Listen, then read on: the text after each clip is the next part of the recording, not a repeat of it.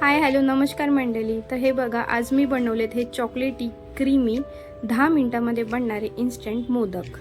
आणि ह्या रेसिपीची फुल लिंक मी डिस्क्रिप्शन बॉक्समध्ये मेन्शन केलेली आहे, तुम्ही नक्कीच चेक करा, स्टेप बाय स्टेप तुम्हाला समजेल।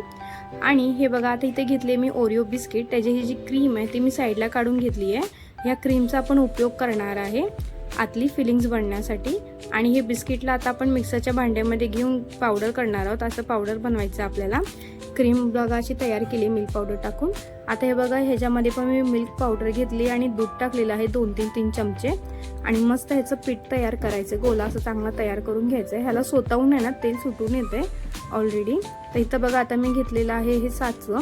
या साचंमध्ये ना आता मी हे जे बनवलेले बॅटर आहे असं चांगलं फिलिंग करणार आहे, एकदम असं चांगलं असं साईडतून असं दाबून घेणार आहे छानपैकी।